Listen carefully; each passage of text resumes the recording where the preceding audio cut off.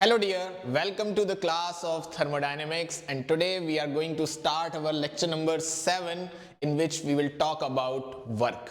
हम लोगों ने हीट के बारे में बहुत कुछ पढ़ लिया। इवन अगर मैं आपको लास्ट क्लास को रिवाइज करवाऊं तो लास्ट क्लास में हम लोगों ने डेल्टा यू बराबर एनसीवीएम डेल्टा टी होता है, डेल्टा एच बराबर एनसीपीएम डेल्टा टी होता है, मेयर्स रिलेशन को पढ़ा था। मेयर्स रिलेशन क्या था, जल्दी से रिवाइज कराओ। मेयर्स रिलेशन था सीपीएम माइनस सीवीएम बराबर आर, और ये आर क्या बताता था मेरे को, एक्स्ट्रा वर्क, राइट। और ये रिलेशन केवल और केवल किसके लिए अप्लाइड होता था, फॉर आइडियल गैस ओनली। फिर हमने एक एडायाबेटिक इंडेक्स पढ़ा था जिसको हम पॉइजन्स रेशियो बोलते थे, विच इज सीपीएम और सीवीएम का रेशियो। यहां से हम लोगों ने सीवी और सीपी की वैल्यू निकाली थी। सीवी की वैल्यू क्या थी, n R upon gamma minus 1, और सीपी की वैल्यू होती थी n R gamma upon gamma minus 1। मैंने आपसे कहा था ये सब चीजें आपको लर्न होनी चाहिए, राइट। इतना सब हम लोगों ने लास्ट क्लास में पढ़ लिया था। हमने ये भी बात करी थी कि मोनो एटॉमिक गैस की जो हीट कैपेसिटी होती है वो टेम्परेचर के इंडिपेंडेंट होती है, क्योंकि उसमें केवल और केवल ट्रांसलेशनल डिग्री ऑफ फ्रीडम होते हैं, राइट। चलिए आज हम लोग बात करेंगे बहुत डिटेल में वर्क के बारे में, और जैसे ही हम अपने वर्क को कंप्लीट करेंगे हमारे सामने न्यूमेरिकल्स का पिटारा ओपन हो जाएगा, जिसका आपको बहुत बेसब्री से इंतजार है कि थर्मो में न्यूमेरिकल नहीं हो रहे, न्यूमेरिकल नहीं हो रहे। जैसे ही वर्क मैं कंप्लीट कराऊंगा उसके बाद अब तक जितना पढ़ा है हम लोगों ने सबके कलेक्टिव न्यूमेरिकल्स हम लोग प्रैक्टिस करेंगे, राइट। चलिए तो लेट्स टॉक अबाउट वर्क। देखें, वर्क की एक फिजिक्स से डेफिनेशन आती है या फॉर्मूला आता है, integration of P external DV. What is work, minus integration of P external DV. याद रखना ये बहुत इंपॉर्टेंट स्टेटमेंट है या बहुत इंपॉर्टेंट फॉर्मूला है, और ये हमेशा वैलिड है, ऑलवेज वैलिड, क्योंकि हमने इसमें कोई भी कंडीशन नहीं लगाई है। यानी कि हमें क्या करना है, पी एक्सटर्नल डीवी का मल्टीप्लिकेशन, उसका इंटीग्रेशन, और बाहर क्या लगा देना है, माइनस साइन। याद रखना है यहां पर पी एक्सटर्नल है, ठीक है। अच्छा, अगर मैं बात करूं प्रोसेस है मान लो इररिवर्सिबल, या उससे पहले हाँ चलो इररिवर्सिबल प्रोसेस अगर मैं मानता हूं तो इररिवर्सिबल प्रोसेस में मुझे पता है पी एक्सटर्नल क्या होता है, कांस्टेंट। अब पीछे जितना पड़ा है सब कुछ हमें रिवाइज होना चाहिए, और कांस्टेंट को क्या मैं इंटीग्रेशन से बाहर निकाल सकता हूं। आप कहोगे बिल्कुल सर आप कांस्टेंट को इंटीग्रेशन से बाहर तो निकाल सकते हो। तो अगर मैं कांस्टेंट को इंटीग्रेशन से बाहर निकालूं तो W का फॉर्मूला बन जाएगा minus P external integration of DV. dx का इंटीग्रेशन क्या होता है, x, तो dv का इंटीग्रेशन क्या होगा, v। और अगर मान लो मैं लिमिट चढ़ा देता हूं v1 से v2 तो W बराबर हो जाएगा minus P external v2 minus v1, या कह लो v final minus v initial. This is a most important formula to find the work in irreversible process. Sir irreversible isothermal हुई तो भी ये, हाँ। इररिवर्सिबल आइसोबैरिक हुई तो भी ये, हाँ। इररिवर्सिबल आइसोकोरिक हुई तो जीरो होता है। और अगर ए डायबिटिक हुई तो हर कोई भी फॉर्मूला हो, मतलब कोई भी प्रोसेस हो, अगर प्रोसेस कैसी है, इररिवर्सिबल, तो आप ये फॉर्मूला लगा सकते हो, गिवन कि ये सारे टर्म्स आपको दिए हुए हो।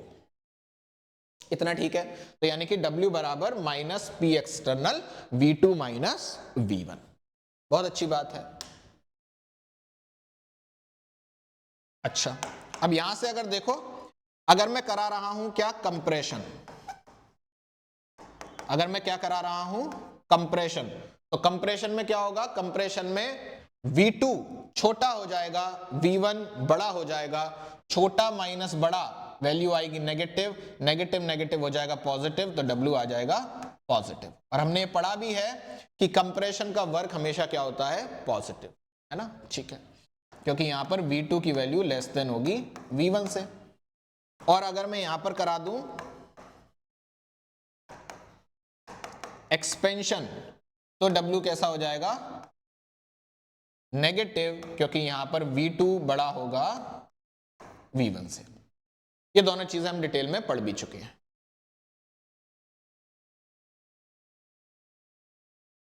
अब चूंकि आप प्रेशर का वॉल्यूम से मल्टीप्लिकेशन कर रहे हो वर्क निकालने के लिए, तो अगर मान लो प्रेशर की यूनिट हुई एटीएम में और वॉल्यूम की यूनिट हुई बार में, है ना।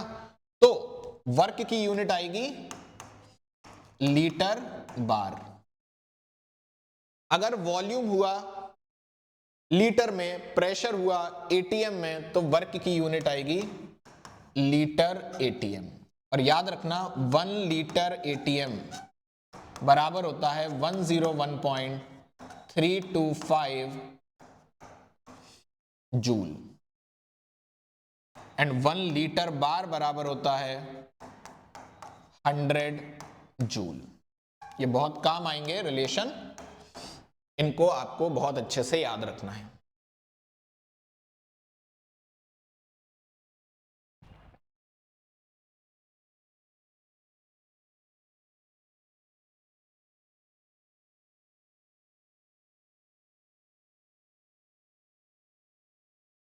सही है, चलो तो ये तो किसकी बात हो गई, इररिवर्सिबल की।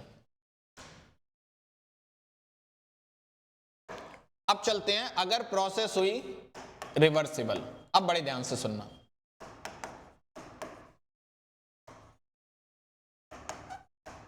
अगर प्रोसेस कैसी हुई, रिवर्सिबल। तो रिवर्सिबल प्रोसेस में क्या होता है, P एक्सटर्नल हर पॉइंट पे लगभग P इंटरनल के बराबर होता है, क्योंकि वहां पर तो इक्विलिब्रियम मेंटेन रहता है, इनफाइनाइटली चेंज आता है प्रेशर में। तो P एक्सटर्नल हर समय पे किसके बराबर होगा, P इंटरनल के। और अंदर क्या भरी हुई है, गैस, तो P इंटरनल किसके बराबर है, P ऑफ गैस के। गैस कौन सी है, आइडियल। आइडियल गैस का प्रेशर क्या होता है, nRT/V। क्या होता है, nRT/V। अब W की जगह क्या रख सकता हूं मैं, माइनस P एक्सटर्नल की जगह रख दे रहा हूं nRT/V इंटू dV। तो रिवर्सिबल अगर प्रोसेस है तो आप फॉर्मूला लगाओगे ये। अब इसमें अगर आप चाहो तो डिफरेंट डिफरेंट कंडीशंस ले सकते हो। जैसे अगर मान लो प्रोसेस हुई आइसोथर्मल, प्रोसेस कैसी हुई आपकी, आइसोथर्मल। तो आइसोथर्मल में T क्या हो जाएगा, कांस्टेंट, और N और R तो ऑलरेडी कांस्टेंट होता है। तो N, R और T तीनों क्या हो गए, कांस्टेंट। कांस्टेंट को आप कहां निकाल सकते हो, इंटीग्रेशन से बाहर। तो अगर आइसोथर्मल प्रोसेस तो आप लिखोगे minus nRT integration dV/V। 1/x का इंटीग्रेशन होता है ln x, log x नहीं ln x, नेचुरल लॉग आता है। तो 1/v का इंटीग्रेशन हो जाएगा ln v। तो w आएगा माइनस nRT ln v, और लिमिट चढ़ेगी v1 से v2। अगर आप इसको सॉल्व करते हो तो w का फॉर्मूला आ जाएगा माइनस nRT ln v2/v1। ये कब लगाना है फॉर्मूला, जब प्रोसेस रिवर्सिबल प्लस आइसोथर्मल हो। अगर इररिवर्सिबल प्लस आइसोथर्मल हुई तो कौन सा फॉर्मूला लगेगा, minus P external V2 minus V1। ठीक है, अच्छी बात है। अब अगर टेम्परेचर कांस्टेंट होता है तो मैं लिख सकता हूं PV बराबर कांस्टेंट, क्योंकि N और R तो हमेशा ही कांस्टेंट थे। और अगर PV बराबर कांस्टेंट है तो मैं लिख सकता हूं P1 V1 बराबर P2 V2। तो V2/V1 की वैल्यू क्या हो जाएगी, P1/P2। तो यहां पर पुट कर दो तो ये फॉर्मूला ऐसे भी लिखा जा सकता है, W बराबर minus nRT ln P1/P2। W बराबर minus nRT ln P1/P2, right. अगर आप चाहो तो ln हटा सकते हो, ln हटाओगे तो log लगाओगे, तो ये फॉर्मूला बन जाएगा W बराबर माइनस 2.303 nRT log V2/V1। और अगर नीचे लिखना चाहो तो लिखोगे W बराबर माइनस 2.303 nRT log P1/P2। बढ़िया है, चलिए। तो ये तो किसकी बात हो गई, ये बात हो गई आपकी आइसोथर्मल की। अगर प्रोसेस हो आइसोबारिक, तो आइसोबारिक में तो कुछ सोचना ही नहीं है, आइसोबारिक कभी भी रिवर्सिबल नहीं हो सकती। क्यों? क्योंकि आइसोबारिक में प्रेशर क्या रहता है, कांस्टेंट। तो अगर प्रेशर कांस्टेंट है तो वो तो इंटीग्रेशन से बाहर आ जाएगा। तो यहां तो सीधे सीधे फॉर्मूला क्या लगेगा, V2 माइनस V1। सही है, बढ़िया है। अच्छा, कभी कभी लोग इसको और तरीके से भी लिख देते हैं। क्या मैं P डेल्टा V को NR डेल्टा T लिख सकता हूं? क्योंकि अगर LHS में चेंज आ रहा है तो RHS में भी आ रहा होगा। RHS में N और R तो कांस्टेंट है, तो किसकी वजह से आ रहा होगा, डेल्टा T की वजह से आ रहा होगा। तो इसी फॉर्मूले को कभी कभी लोग W बराबर minus NR T2 minus T1 यानी कि माइनस NR डेल्टा T भी लिखते हैं। बहुत इंपॉर्टेंट बात है ये किसकी बात हो गई, आइसोबारिक की। आइसोकोरिक में वर्क डन 0 होता है, उसमें कुछ बात ही नहीं करनी। चौथी प्रोसेस बची ए डायबिटिक, उसकी बात हम सेपरेटली करेंगे अलग से। वापस आते हैं एक बार आइसोथर्मल में। अगर प्रोसेस आइसोथर्मल है और रिवर्सिबल है, प्रोसेस कैसी है, आइसोथर्मल और रिवर्सिबल, और गैस कौन सी है, आइडियल। तो आइसोथर्मल और आइडियल दिख जाए तो क्या रटा था, डेल्टा यू क्या हो जाता है, 0। तो डेल्टा यू 0 हो गया तो डेल्टा यू बराबर होता है Q प्लस डब्ल्यू के। ये 0 हो गया तो Q बराबर क्या हो गया, माइनस डब्ल्यू। और डब्ल्यू अभी निकाला था, तो डब्ल्यू कितना था, डब्ल्यू था minus NRT ln V2 upon V1। तो Q क्या हो जाएगा, Q हो जाएगा plus NRT ln V2 upon V1। Q बराबर plus NRT ln V2 upon V1। ये कहां लगेगा फॉर्मूला, जब प्रोसेस आइसोथर्मल हो, रिवर्सिबल हो और गैस कौन सी हो, आइडियल गैस। ये एक बात। अच्छा, अब अगर मान लो प्रोसेस आइसोथर्मल होती, गैस आइडियल होती, लेकिन प्रोसेस इररिवर्सिबल होती, तो इररिवर्सिबल का वर्क कैसे निकलता, minus P external V2 minus V1। सही है, minus P external V2 minus V1। और minus P external V2 minus V1 की जगह अगर मैं माइनस हटा दूं तो Q आ जाता plus P external V2 minus V1। Right, तो ये जो Q निकला है वो किसका निकला है, रिवर्सिबल प्रोसेस का। इररिवर्सिबल में W का फॉर्मूला अलग होता है, उसमें से माइनस हटा देना, वो आ जाएगा Q। बढ़िया, तो हमने आइसोबारिक में निकाल लिया, आइसोथर्मल में निकाल लिया और आइसोकोरिक में भी निकाल लिया। चलो अब हम कुछ न्यूमेरिकल्स की शुरुआत करते हैं। अब मैं आपको यहां से कुछ क्वेश्चंस कराऊंगा।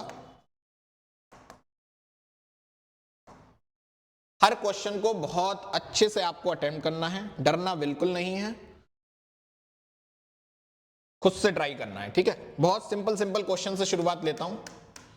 ये आपका IIT में पूछा गया था। एट कांस्टेंट वॉल्यूम, वीडियो को पॉज करके आप हर क्वेश्चन को सॉल्व करोगे। 1 kilo joule of heat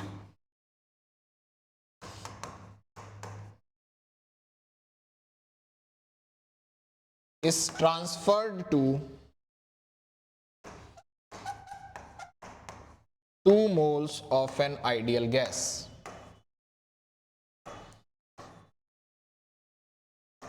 at 1 atm and 298 Kelvin.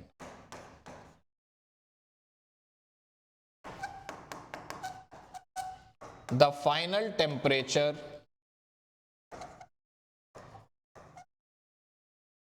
of ideal gas is, चलिए ट्राई करें।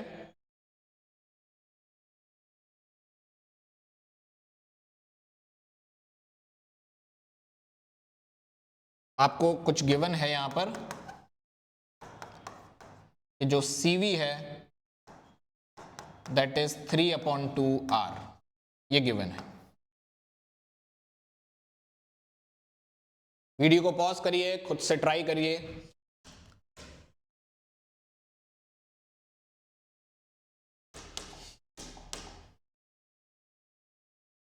आशा करते हैं आपने क्वेश्चन को सॉल्व किया होगा। Let's see the solution. देखो मुझे क्या क्या दिया है, कांस्टेंट वॉल्यूम पर हीट दी है, यानी कि मुझे क्यूवी दी है 1 किलो जूल।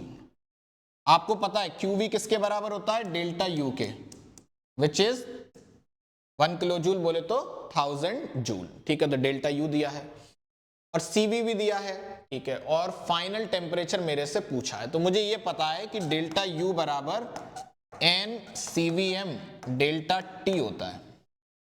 डेल्टा यू मेरे पास है 1000, एन की वैल्यू कितनी है, एन की वैल्यू है 2, सीवी की वैल्यू उसने दे दी है 3/2 आर, है ना, तो जूल में है ना, तो ये भी 8.314 लगाओ और डेल्टा टी यहां से निकाल लो।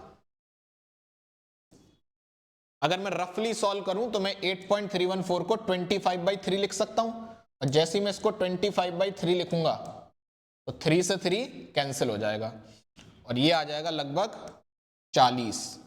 तो डेल्टा टी किसके बराबर आएगा, 40। याद रखना ये अप्रोक्सीमेट आंसर आ रहा है, एनएटी में वैसे हम अवॉइड करते हैं अप्रोक्सीमेट आंसर लाना।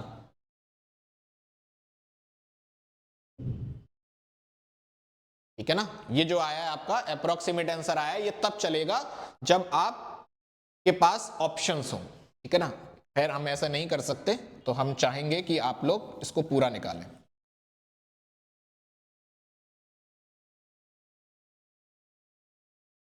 एट 8.314 रखकर ही निकालो।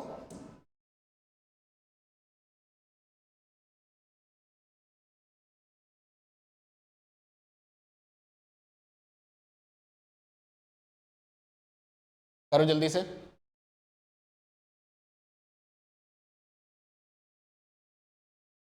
अगर आप निकालोगे तो यहां पर डेल्टा टी की वैल्यू आएगी 60 केल्विन। डेल्टा टी की वैल्यू आ गई 60 केल्विन। आपसे पूछा था कौन सा टेम्परेचर, फाइनल, है ना, तो यानी कि T2 माइनस T1, T1 कितना है 298 बराबर 60, तो T2 आ जाएगा 298 plus 60 that is 258, sorry 358 kelvin. लिखिए जल्दी से।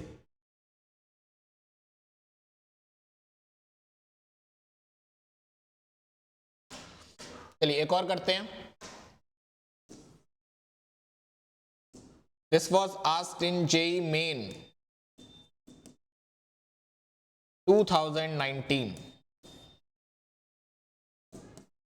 10 जनवरी को सेकंड शिफ्ट में।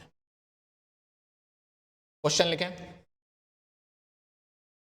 एन आइडियल गैस, बहुत अच्छा क्वेश्चन है, undergoes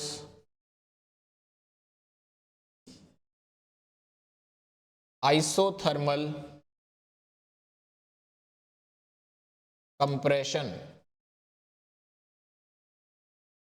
from 5 meter cube to 1 meter cube against a constant external pressure of 4 Newton per meter square।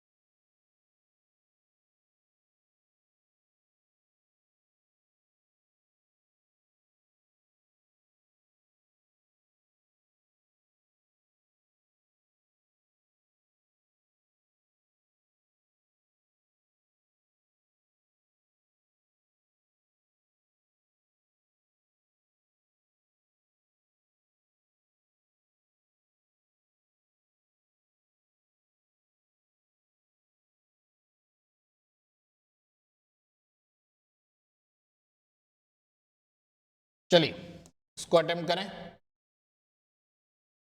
Option दे देता हूं मैं आपको। ऑप्शन ए है 3/2 kelvin, option B is 1 kelvin, option C is 2 kelvin, option D is 2/3 kelvin.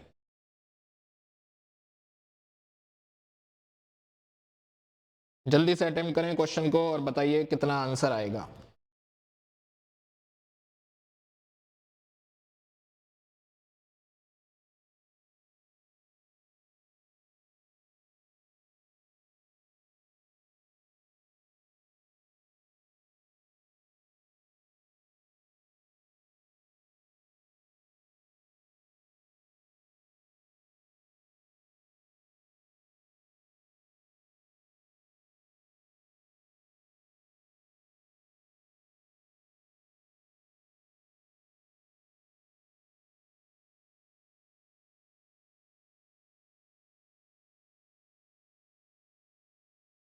हो गया? चलो देखो, आपसे क्वेश्चन में कह रहा है, बड़े ध्यान से क्वेश्चन को पढ़िए और समझिए। जो जो क्वेश्चन पढ़ के आपको समझ में आए वो लिखते चलिए। देखो, एक आइडियल गैस है, उसका आइसोथर्मल कंप्रेशन कराया गया है from 5 metre cube to 1 metre cube against a constant external pressure. मैंने आपको बताया था, अगर न्यूमेरिकल में अगेंस्ट एक्सटर्नल प्रेशर लिखा आ जाए, प्रोसेस कैसी है? इरिवर्सिबल। यहां से प्रोसेस पता चल गई कैसी है? इरिवर्सिबल।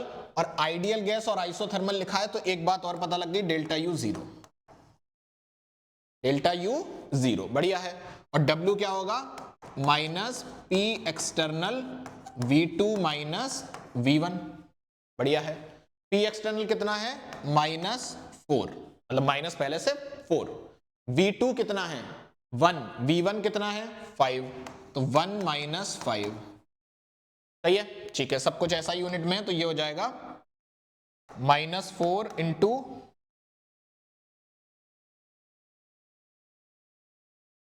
-4 यानी कि 16। कितना आंसर आ जाएगा आपका? ये क्या आया मेरे पास? वर्क आया। और क्या आप समझ रहे हैं, जो वर्क होगा वही किसके बराबर हो जाएगा? हीट के, या कह लो साइन के साथ चेंज करके हीट के।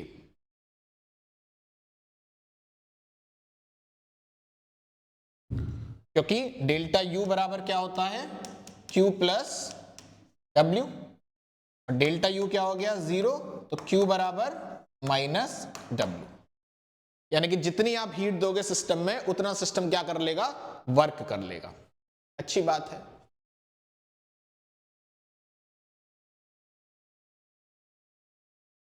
चलो, तो Q कितना आ जाएगा? Q आ जाएगा आपका -16। Q कितना आ जाएगा? -16। चलिए बढ़िया है। अब आपको पता है Q बराबर क्या होता है? Q बराबर होता है NCVM डेल्टा T। Q किसके बराबर होता है? NCVM डेल्टा T के। बढ़िया है। Q कितना आया? -16। N कितना है? N है 1। और एल्यूमिनियम की मोलर हीट कैपेसिटी भी दे रखी है आपको 24, है ना? तो डेल्टा टी निकाल लो यहां से। तो डेल्टा टी कितना हो जाएगा? डेल्टा टी हो जाएगा आपका -16/24, यानी कि 4 4 जा 16, 4 6 जा 24, 2 2 जा 4, 2 3 जा 6, 2/3 केल्विन। अब आपके दिमाग में आ सकता है सर ये तो माइनस का आया। चेंज हमेशा पॉजिटिव होता है। उसने आपसे क्या पूछा है? कितने से बढ़ जाएगा? तो वो हमने जो निकाला है वो इनिशियल माइनस फाइनल है। इस केस में फाइनल माइनस इनिशियल हो जाएगा। मतलब एट लास्ट चेंज कितने का आएगा? 2/3 केल्विन का। बहुत ही बढ़िया और शानदार क्वेश्चन, देख लीजिए इसको।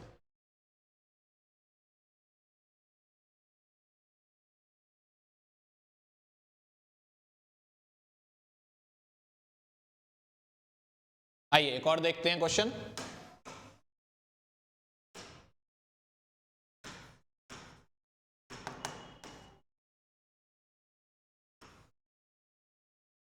आपके सामने एक ऐसा डायग्राम दे रखा है।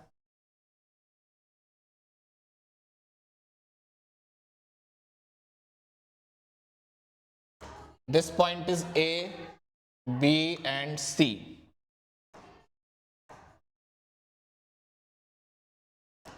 यहां पे प्रेशर दे रखा है आपको 7P1, बी पॉइंट पे वॉल्यूम है V1, सी पॉइंट पे वॉल्यूम है 3V1। ठीक है, ये वाई एक्सिस पे प्रेशर है, एक्स एक्सिस पे वॉल्यूम है। आपसे पूछा है total work done by the system in cyclic process is option A 6P1V1, option B 0, option C -14P1V1 या option D 12P1V1।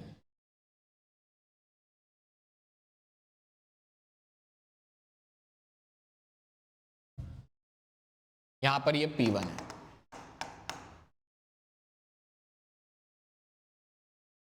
क्या आप लोगों ने अटेम्प्ट किया?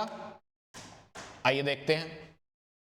तो सबसे पहले अगर आप ध्यान से देखें तो पीवी डायग्राम है, पीवी डायग्राम में वर्क क्या होता है? Area under curve.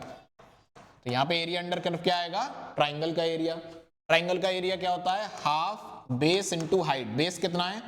3V1 minus V1 that is 2V1, और हाइट कितनी है? 7P1 माइनस P1 यानी कि 6P1। तो 2 से 2 कैंसिल, तो आंसर क्या आ जाएगा? 6P1V1 option A.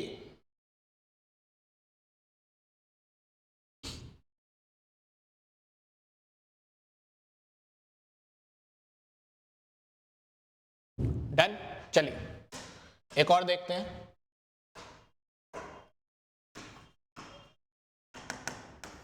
ये क्वेश्चन आया था आपका जेईई मेन 2020 में।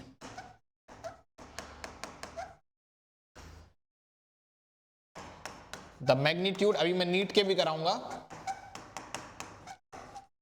The magnitude of work done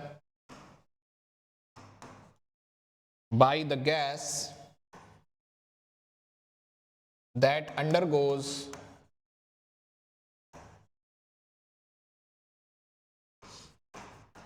a reversible expansion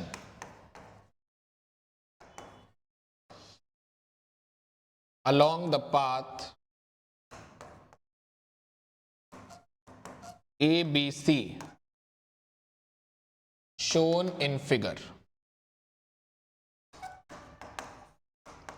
is, figure बना देता हूं मैं।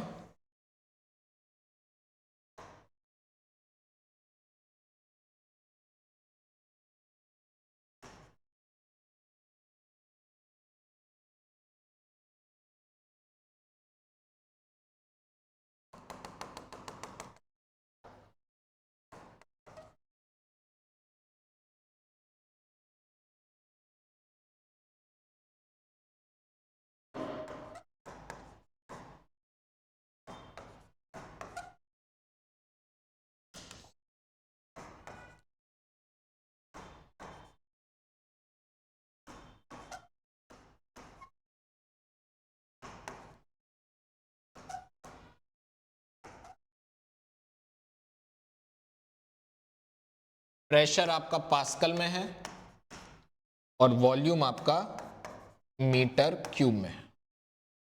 चलिए ट्राई दिस क्वेश्चन। केवल मैग्नीट्यूड पूछ रहा है।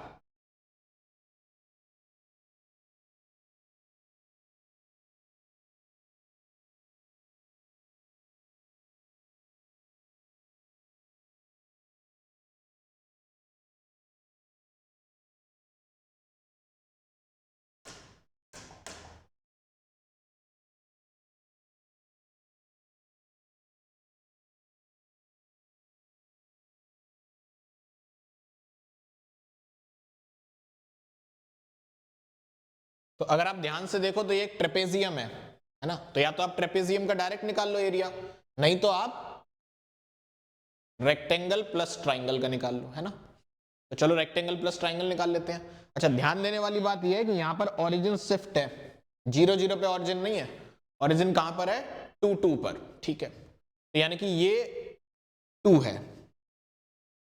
तो अगर आप बेस निकालो, बेस, तो ये वाला एरिया निकाल लूं पहले मैं रेक्टेंगल का। रेक्टेंगल का एरिया कैसे निकालते हैं? Length into breadth. तो 8 माइनस 2, 8 माइनस 2 इज 6, और 8 माइनस 2 ये भी है। अरे वाह, तो ये कितना हो गया? फिर से 6, तो ये तो हो गया 36। तो इतने पोर्शन का कितना आ गया? 36। इसका निकालो, तो हाफ बेस, बेस कितना हो गया? 12 माइनस 8 यानी कि 4। हाइट कितनी हो गई? हाइट देखो, 8 माइनस 2 यानी कि 6। तो ये हो गया 2 6 जा 12। तो 36 plus 12, 48 will be the answer.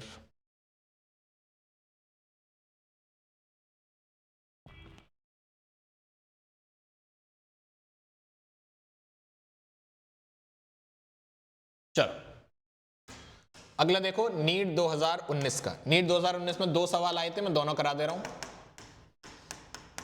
देखो कितना इंटरेस्टिंग है, पूरी थर्मो से 2 सवाल आए और दोनों वर्क टॉपिक से।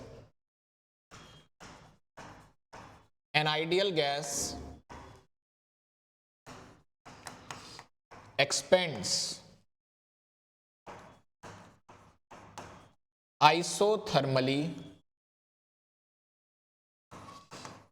from 10 raised to the power minus 3 meter cube to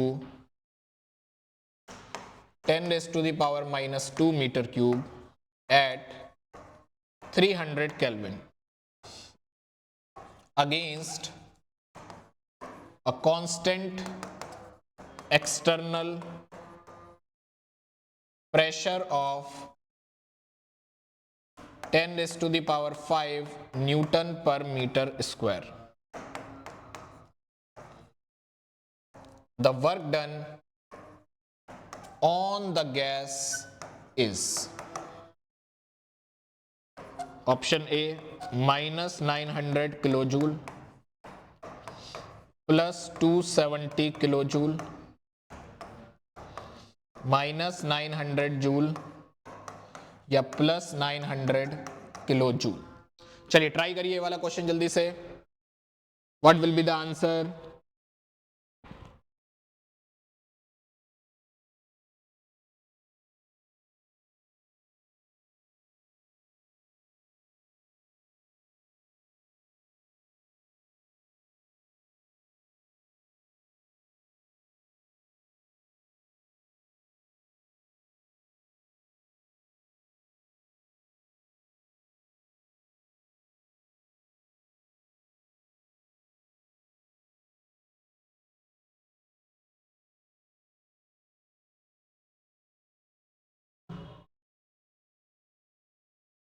क्या किया आप लोगों ने अटेम्प्ट? क्या आंसर आया आप लोगों का? कमेंट बॉक्स में बताइए। आइए देखते हैं।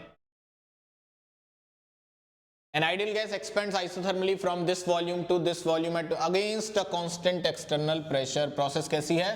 इरिवर्सिबल। तो वर्क का तो एक ही फॉर्मूला होता है, minus P external V2 minus V1। Final volume कितना है? 10 raise to the power minus 2।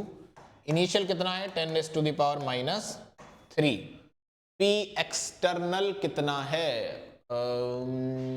10 raise to the power 5। सही है।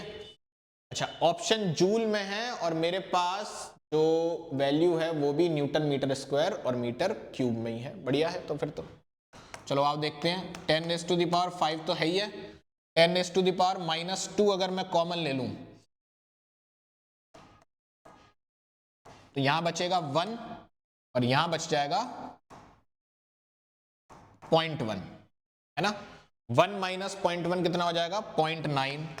तो ये हो जाएगा minus 10 raise to the power 3 into 0.9 which will be minus 900 joule. बस हो गया। अरे वाह, सी ऑप्शन, नीट 2019। आइए एक और करते हैं। ये भी नीट 2019 का सवाल है।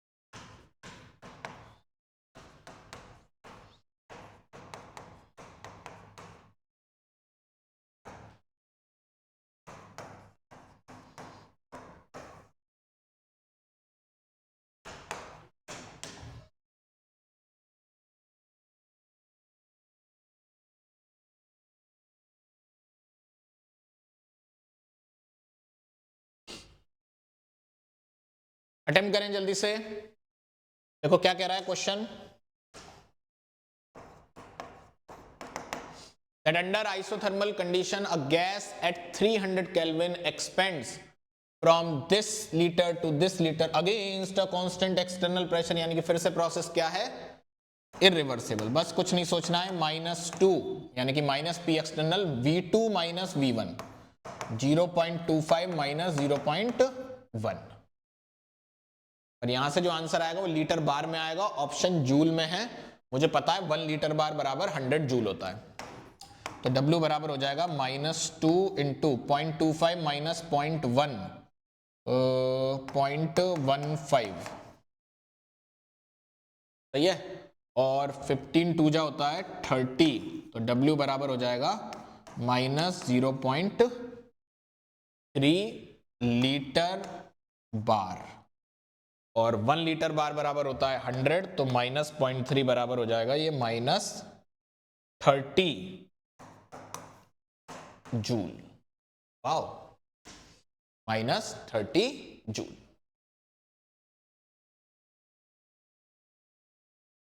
सही है। देखिए कितने अच्छे अच्छे हम लोगों ने न्यूमेरिकल्स कर रहे हैं। आइए एक और करते हैं।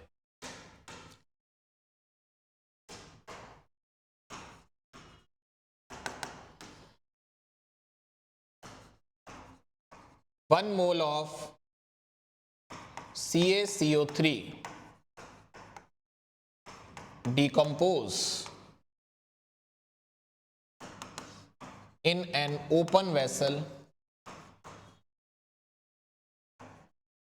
as per the reaction.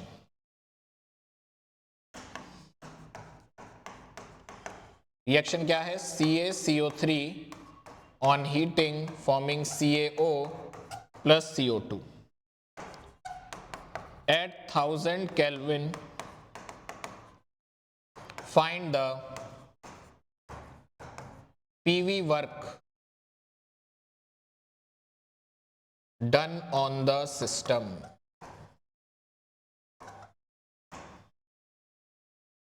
करिए जल्दी से।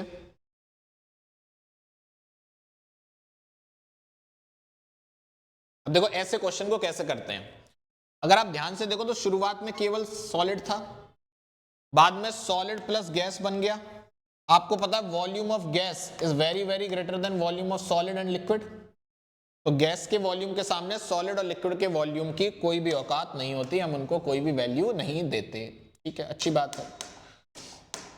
तो अगर आप इसका वर्क निकालो तो आप बोलोगे -P V2 माइनस V1। ये क्यों लगाया, क्योंकि वेसल ओपन है और ओपन वेसल में कभी भी रिवर्सिबल प्रोसेस नहीं हो सकती, गैस बनते ही उड़ जाएगी, है ना। अब फाइनल वॉल्यूम कितना होगा, गैस तो उड़ गई, गैस उड़ गई तो गैस का वॉल्यूम तो पूरे ब्रह्मांड का वॉल्यूम हो गया, क्योंकि गैस ने तो पूरे ब्रह्मांड का वॉल्यूम घेर लिया। तो अगर आप यहां इनफाइनाइट लगा देते हो फिर तो ऐसी प्रोसेस के सारे वर्क क्या हो जाएंगे, इनफाइनाइट, पर वो आंसर नहीं होता, है ना। तो फिर ऐसे केस में क्या किया जाता है, दूसरा फॉर्मूला लगाया जाता है, W बराबर सबसे पहले V2 क्या है, V ऑफ गैस, V1 क्या है, V ऑफ सॉलिड, गैस के सामने सॉलिड का कोई वॉल्यूम नहीं है, तो W बराबर क्या हो जाएगा, -P into V of gas. और मुझे पता है PV बराबर क्या होता है, nRT, तो W बराबर क्या लिख सकता हूं, -nRT। बस अब हो जाएगा। N कितना है देखो, 1 मोल CaCO3 से CO2 के कितने मोल बनेंगे, एक ही बनेगा, तो -1। R की वैल्यू अब वैसे उसने बताया नहीं है किस में निकालना है, मैं जूल में निकाल दे रहा हूं, तो 8.314, और टेम्परेचर कितना है 1000, तो ये हो जाएगा -8314 joule. This would be the answer of work.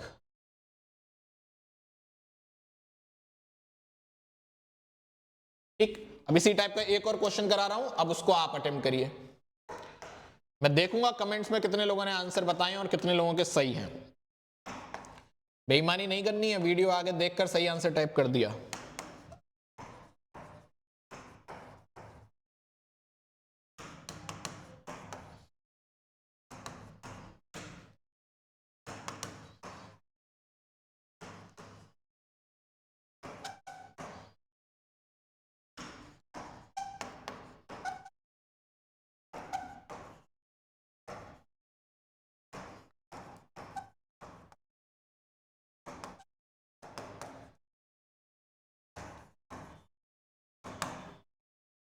चलिए इसको अटेम्प्ट करें।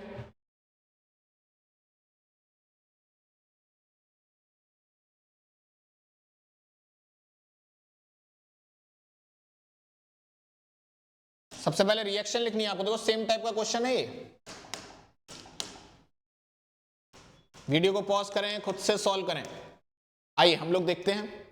सोडियम को जब आपने पानी में डाला होगा, अब देखो दो तरीके की लोग रिएक्शन लिख सकते हैं, सोडियम ऑक्साइड वाली लिख सकते हैं, सोडियम हाइड्रोक्साइड, दोनों से कर लो, आंसर सेम ही आना है।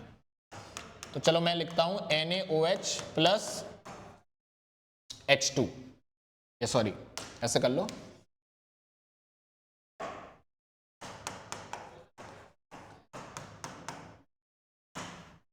Sodium oxide plus H2। अगर आप ये बनाते हो है ना, या आप चाहो तो NaOH प्लस H2 भी बना सकते हो, ठीक है ना। मोस्टली बुक्स में आपको ये वाली रिएक्शन NaOH प्लस H2 से ही लिखी हुई मिलेगी और उससे ही सॉल्व करते हुए दिखेंगे। तो आप चाहो तो मैं NaOH से ही कर सकता हूं। बार बार कटवा रहे हो हमारी कॉपी में, अबे तो टीप क्यों रहे हो, तुम दोनों से खुद से करके देखो। Na plus H2 giving NaOH plus H2। पहले तो बैलेंस करो, बैलेंस बैलेंस बैलेंस बैलेंस। यहाँ कितने हैं, 2 हाइड्रोजन, यहाँ है 3, यहाँ लगाओ 2, तो यहाँ आ जाएगा 2, यहाँ भी आ जाएगा 2, क्या हो गई बैलेंस, हाँ हो गई, ठीक है। अच्छा अब सोडियम कितना ले रखा है आपने, 92 ग्राम, 92 डिवाइडेड बाई 23, ये आ जाएगा कितना, 4, यानी कि 4 मोल आपने सोडियम के लिए। ये सॉलिड है, ये लिक्विड है, ये एक्वस है, ये गैस है। गैस के सामने है एक्वस, लिक्विड और सॉलिड के वॉल्यूम का कोई भी महत्व नहीं होता। 2 से बनती है 1 मोल, 4 से बनेगी 2 मोल हाइड्रोजन। तो W बराबर क्या हो जाएगा, -N, R की वैल्यू और कैलोरी में चाहिए तो 1.98, T की वैल्यू डिंग डिंग डिंग 300। इसको सॉल्व कर लीजिएगा, आंसर आ जाएगा W बराबर -nRT। राइट। आशा करते हैं आज की क्लास आपको समझ में आई होगी, पसंद आई होगी और वर्क के न्यूमेरिकल्स में हल्की सी आपकी कमांड बनी होगी। ये तो न्यूमेरिकल्स का बस पिटारा खुला है, अभी बहुत सारे न्यूमेरिकल्स में आपको फर्स्ट लॉ के कराऊंगा। जिस दिन मैं बोल दूं फर्स्ट लॉ खत्म हो गया विद न्यूमेरिकल, उस दिन मानिएगा मेरी तरफ से खत्म हो गया, ठीक है। अभी तो हमें सारी प्रोसेसेस फिर से देखनी है, सबके ग्राफ्स बनाएंगे, स्लोप निकालेंगे और फिर उसके बाद कंबाइंड न्यूमेरिकल्स करेंगे, तब वर्क खत्म होगा, ठीक है। चलिए आज के लिए इतना ही, पढ़ाई करते रहिए और अपना ख्याल रखिए।